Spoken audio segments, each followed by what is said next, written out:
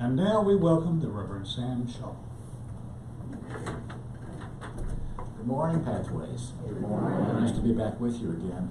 Let's begin with a responsive reading from one of the great ministers and liturgists from the Unitarian branch of our faith, Kenneth Patton. This house, if you'll respond with the respond with in words in bold. This house is for the ingathering of nature and human nature. It is a house of friendships, a haven in trouble, an open room for the encouragement of our struggle. It is a house of freedom, guarding the dignity and worth of every person.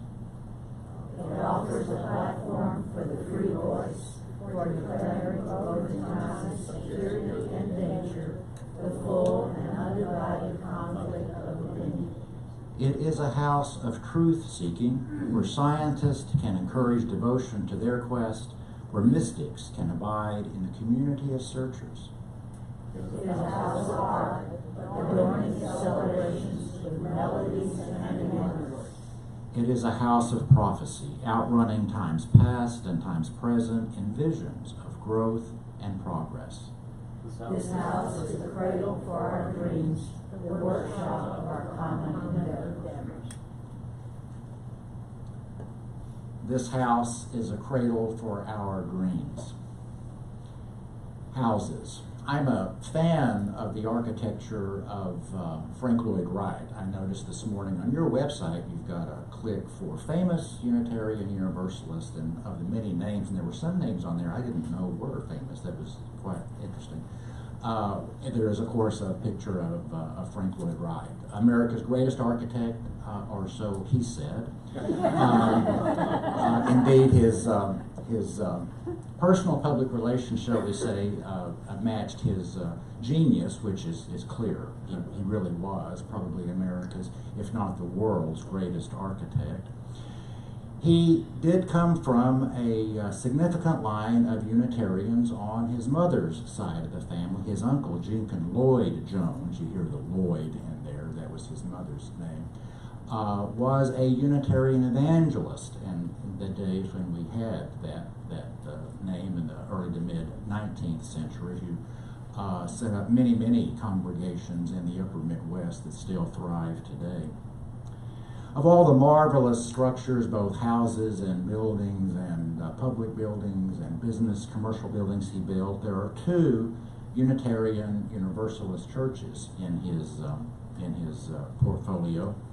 Unity Temple in the Chicago suburb of Oak Park was built in 1909 for a Universalist congregation.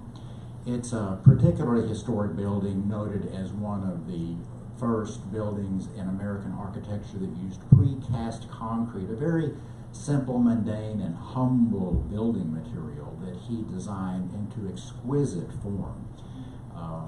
That congregation, in fact, just recently renovated their sanctuary at a cost of several $1 million.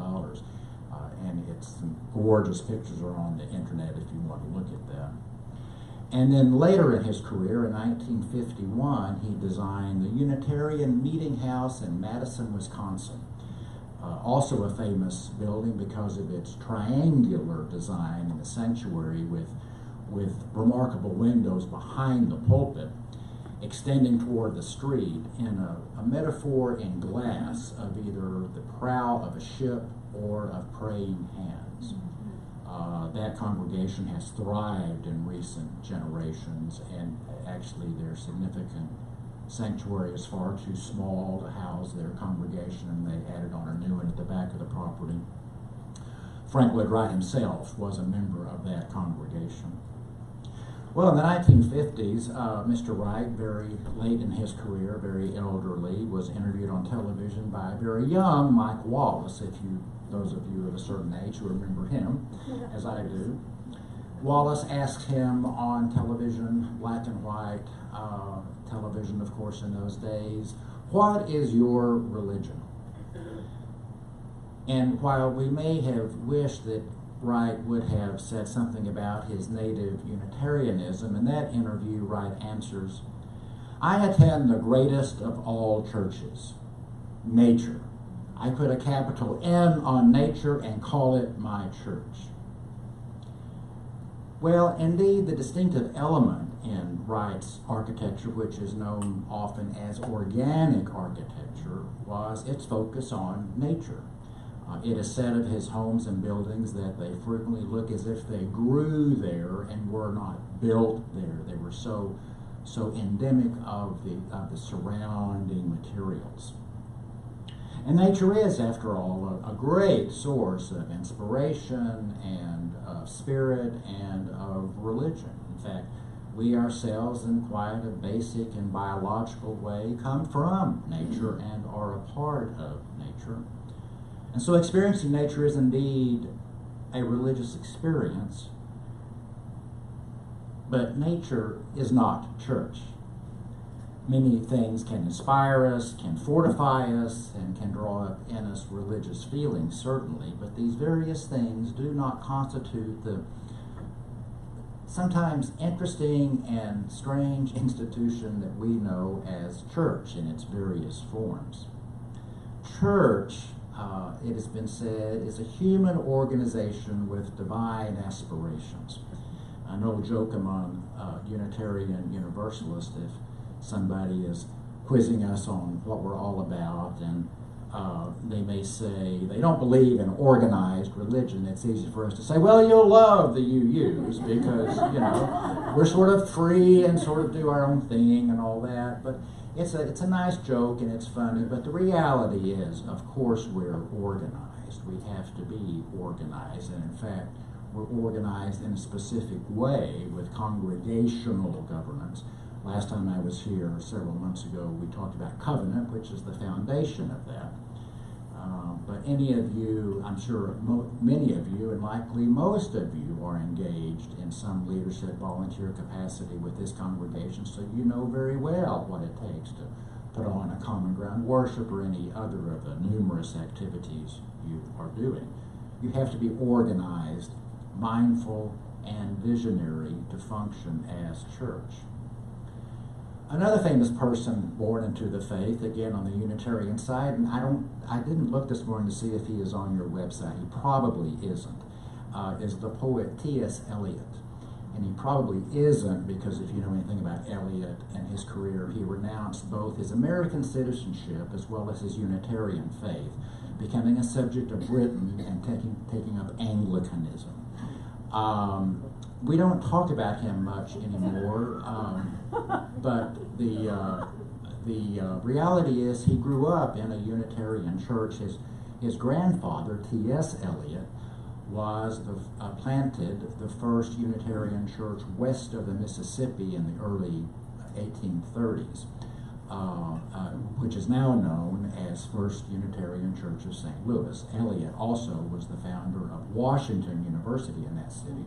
It would have been called Eliot University, but he did not want he thought that was too braggadocious to put his name on a university. So, but T.S. himself grew up not in the building they're housed in today, but in an earlier building of the church. And whatever faith he professed, whether it was his native Unitarianism or his later Anglicanism, he spoke of the concept of church, especially in his great work, Choruses from the Rock. He speaks of the institution of church as something, as I said, both human and divine, striving for holiness and yet not really ever capable of reaching it fully. In Eliot's poetic vision, he saw the church as an evolving, ongoing, growing entity. Not so much the steadfast rock of his work, Choruses from the Rock, but a struggling human institution that tries to find, you might say, the rock of humanity and what it means to be human. From that work, he spoke of the nature of the church. He said, "The church must be forever building, and always decaying, and always being restored." Decaying and being restored. In the congregations that I served, and my practice is to sort of a peripatetic ministry going here and yonder to congregations in need of special support or typically in between pastorates. I always share the story, my own testimony of how I found the Unitarian Universalist faith, and interesting, I tend to tell it in architectural terms. In about 1986, my family and I ventured into First Unitarian Church of Dallas, where we lived.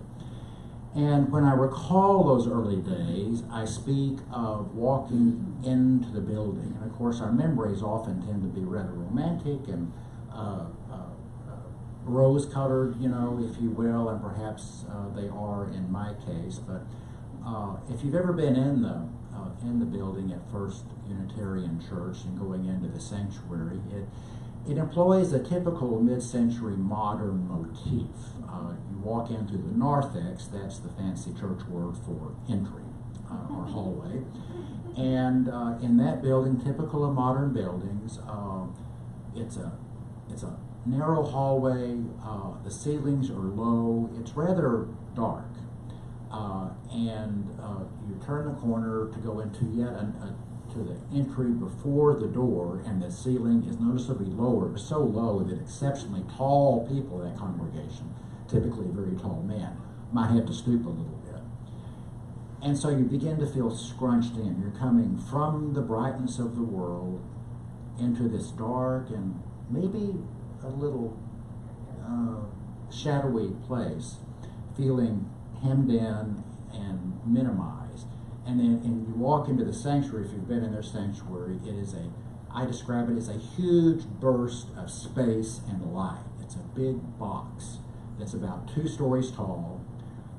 No windows, interestingly, and kind of problematically in places, but the natural light comes in through glass block that encircles the ceiling, so the walls are bathed in natural light. It's a takeoff. The architect who designed that, it was built in 1961, part of his inspiration was indeed Frank Lloyd Wright's Unity Temple Sanctuary. It's a very stripped down, modernized version of the Unity Temple Sanctuary. But in those early months and years, as I was getting to know the faith and I was beginning to feel its transformative power in my life, I remember every Sunday that experience of walking from the darkness into the burst of space and light. And for me, that's a wonderful metaphor for what Unitarian Universalism is, a burst of space and light. And that room picks up that metaphor in architectural terms. And I always tell that story like it was, my first introduction to the faith, and it's rather dramatic with that burst of space and light, but there's really a little bit more to the story. I had first visited that congregation in 1980. I had discovered Unitarian Universalism from old books that I purchased, the half-price books here in Dallas, and was taken by what I read and began to think, well, maybe this is what I am. And so on one very cold and rainy November morning, I ventured forth by myself into First Unitarian Church.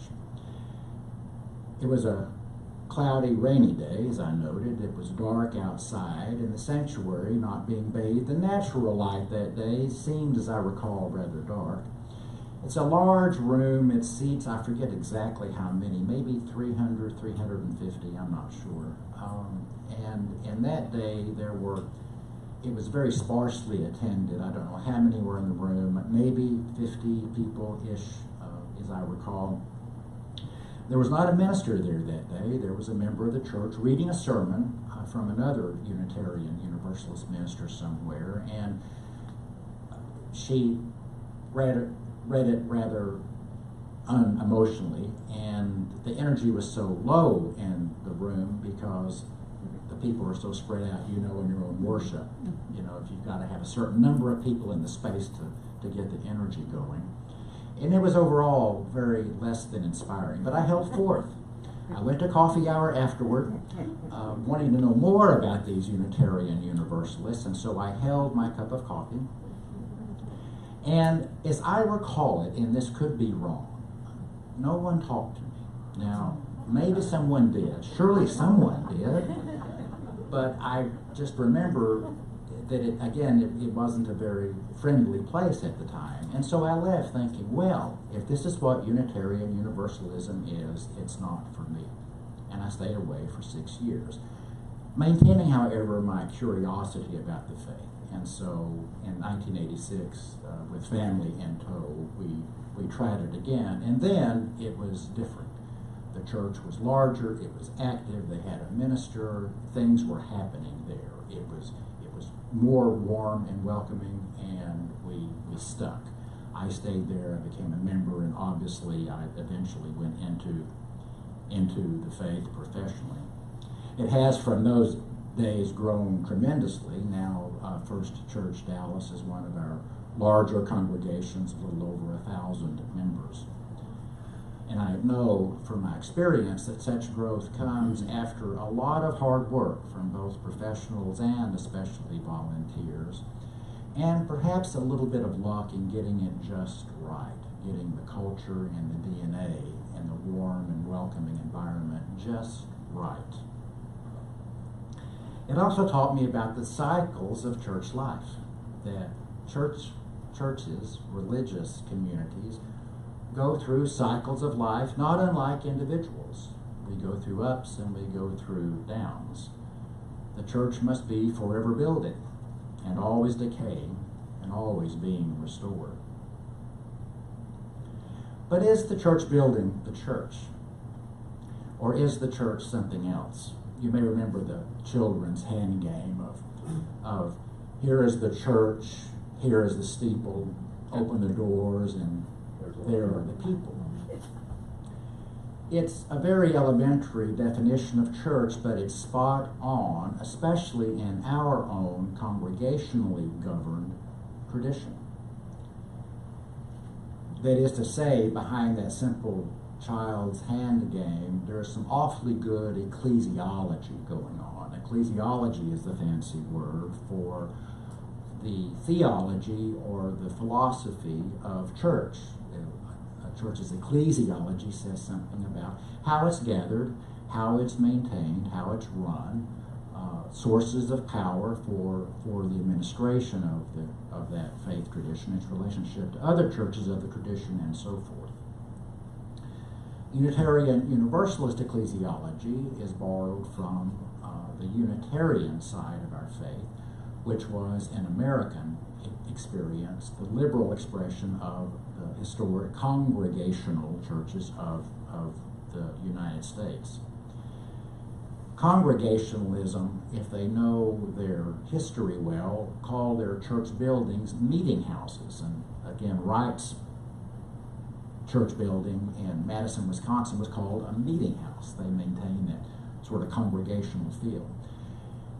That is to say, the theology behind that is the building is not the church. The building is the meeting house. The church uses the meeting house to meet in, but essentially the building is not the church.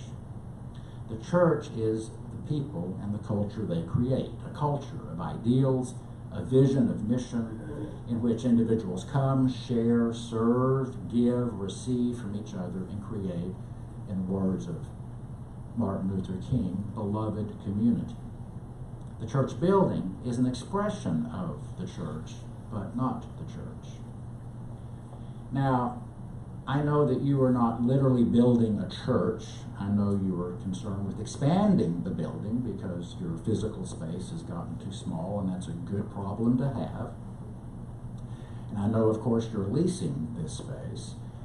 And I know there's some interest in perhaps moving, expanding the space next door, but that's very early in the planning. We'll see how that looks. But you are engaged upon the task of enlarging your church, enlarging not just the space, but perhaps your sense of church, your possibilities for your future. Next month, you'll be engaged upon yet another stewardship campaign. I spoke with your treasurer, Lou Kimball, yesterday, and I'm not sure how much has been advertised about that, but I think sure the leaders, the board, and leaders know it's coming. You probably do it every year. It's something our churches do every year because we're congregationally governed. You know, the Unitarian Universalist Association of Congregations, our national association, does not just give you money to do church. You do that on your own, as all of our congregations. So you'll be hearing more next month about the campaign forthcoming and about an increased budget, an increased hoped-for budget for the following year, which funds your program year of, I'm guessing, the last half of 2019 and first half or so of 2020.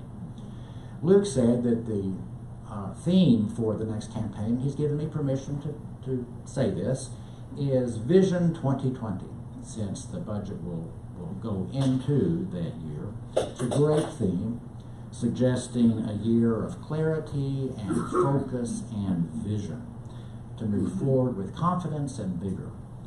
He also said that the theme for the last stewardship campaign was a bit more modest in theme. You may recall it, keep the boat afloat. He said that reflected a real concern, you know. And now you're in a different place. Now you're not worrying about staying afloat, you're worrying about enlarging your sense of church. Indeed, things have been active here. Exceptional attendance at Common Ground Worship, a thriving children's religious education program, the new Cub Scout Pack, which is really fabulous. Discussion groups, 3 are meeting after church today. Ministries of healing, like the Addiction Recovery Group and the care team that supports members and friends through tough times. Ministries of affirmation and acceptance, like the LGBTQ Covenant Group. All kinds of groups for meditation, for book discussions, for the arts, for environmental action. Overall, a welcoming, open, friendly culture that is offering hope, healing, community, service opportunities, grounding to all. Indeed, this is a house for the cradle of your dreams, the workshop of your common endeavor. And it looks like a small church, but it's doing big ministry with big vision for growth of that ministry. Luke says the campaign is aimed at raising about $85,000 for the upcoming year, and that's about $20,000 more than the current budget. To make that budget takes money, yes. You'll be asked to renew your pledge for hopefully an increased amount if you are able, or to make a pledge if you have not done so for the upcoming fiscal year. But really, that the pledge of a gift is really an expression of your confidence that this place is a growing place doing good work in the world. It's about money, but in a deeper sense, it's not about money. It's about hope, aspiration, and confidence. And that classic children's book, The Kerosene, it's been around for a long time. I'm sure when I was a kid, somebody surely must have read it to me. It was published in 1948. The boy carefully plants seeds and a seed and then continues to nurture the context of that seed, keeping the ground clear of weeds, keeping the ground watered. There were the naysayers in his own family. His mother and his father and his brothers said, you know, it's not working. It's likely not going to come up. But the little boy just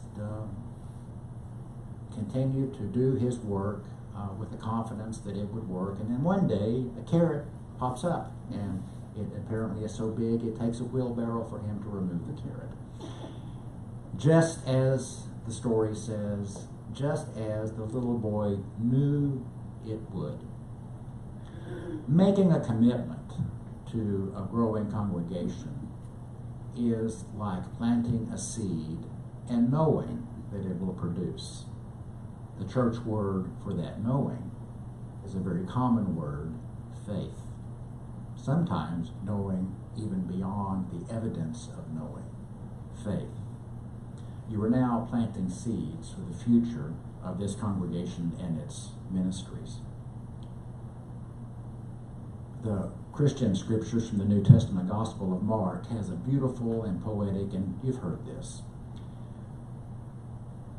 text on the natural cycles of growth. It says, as someone would scatter seed on the ground and would sleep and rise night and day, the seed would sprout and grow. The earth produces of itself first the blade, then the ear, then the full corn in the ear. When the grain is ripe, the harvest has come.